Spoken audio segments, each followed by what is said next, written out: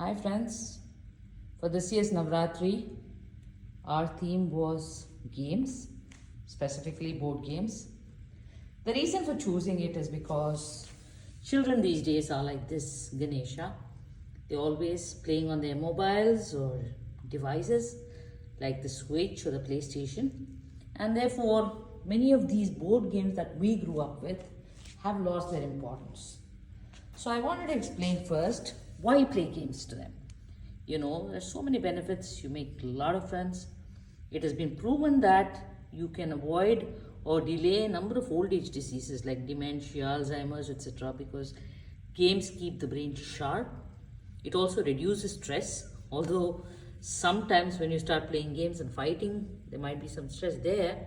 But in general, it can boost brain power, it can improve logic, reasoning, and also I think a family that plays together stays together.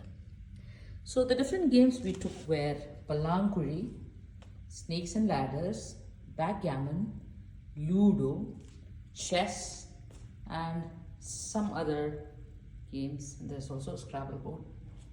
We wanted to explain how each of these had a connect to Indian culture, tradition, mythology, etc., the stories, and also how they have evolved over time. So starting with Pallanguri, this is an old Pallanguri board that we had at home which we then painted for this Navratri.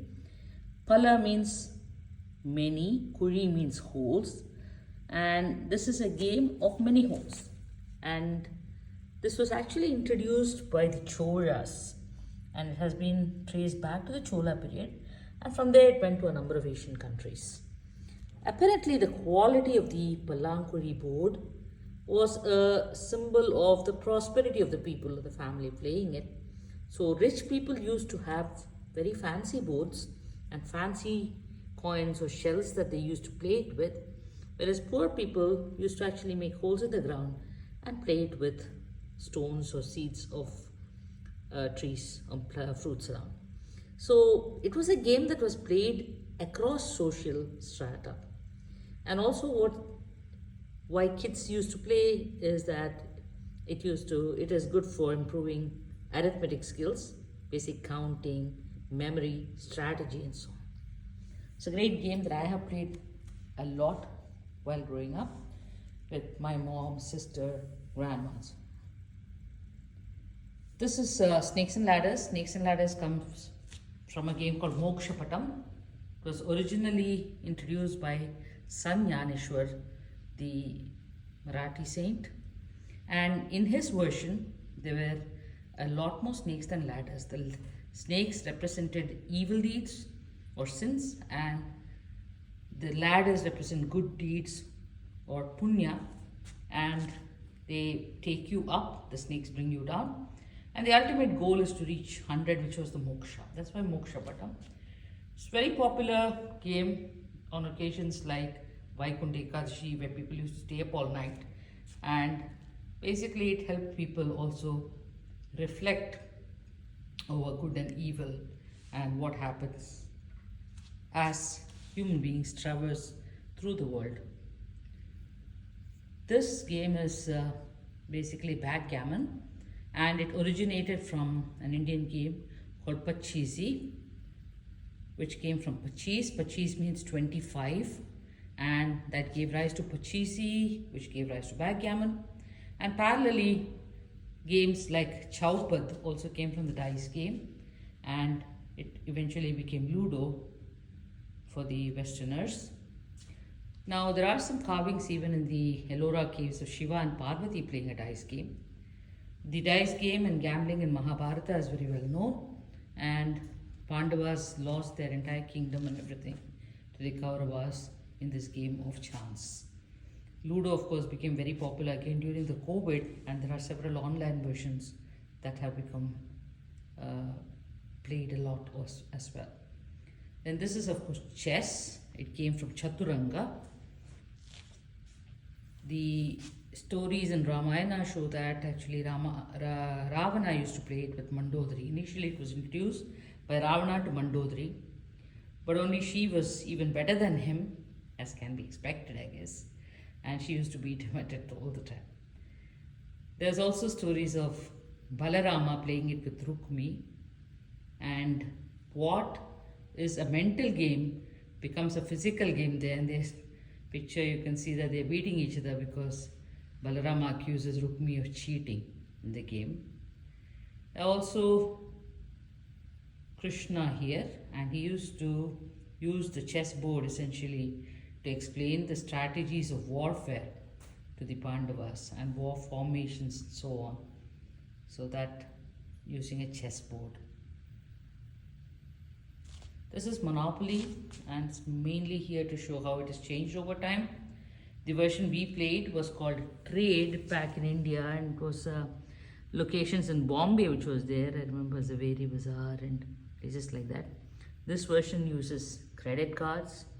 It has a credit card machine, and its locations are also different from what we used to play. It's a more modern version.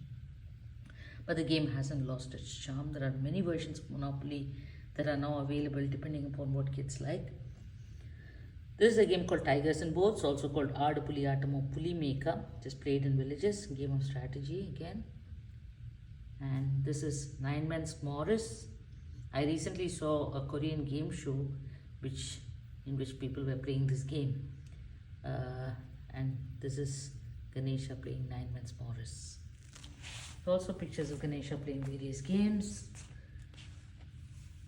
And this is a Scrabble board that I've set up using all the coins of the proper Scrabble. It's like a proper Scrabble game. Follows almost all the rules except some words. I have taken some liberties. Right there you can see Palanguri. I try to put in as many theme words as possible connected to my Gulu and asked the visitors to guess or spot as many as they could. So there's Palanguri going right through the middle, and from that A there is sacred coming down and games crossing that. Just below games there is Ludo, and then below that there is word, which can also connect to games, word games.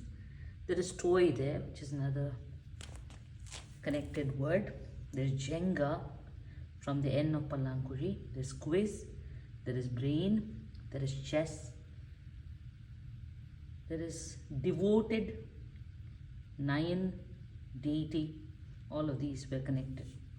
I also managed to sneak in Ram in the R of next to chess and Sau for me with the S of the games, and connecting us together is welcome. So that's our welcome to the guests who are coming to the Golu. On the side we had a road with Advik's car collection. I don't think we managed to put all of it. Maybe a small portion of. He used to be a big fanatic of Hot Wheels for some time. This is a Lego he did. It has over 2,500 pieces, and he finished it in record time, maybe a day or something like that. This is another Lego he did with clans, which I like personally. He's done a number of Legos. He didn't put all of that together, but then we managed to convince him to part with a few for the Navaratri. I was glad to do that. This is a puzzle that all the visitors solved or gave a go at. It was a jumble I created, inspired by the jumble puzzle that comes in newspapers, only it is closely connected to our theme. So there were these words that people had to first anagram and get, and then get the final jumble answer. The words were, the first one is dolls, then there is Rava train, which is Navaratri, then there is Pes, which is steps, and a DIY is Dandiya. Pie crust is pictures, Malik Hukumd is Haldi Kumkum. So if you take all the letters that are there in the circles and then anagram them, there is an answer to this jumble.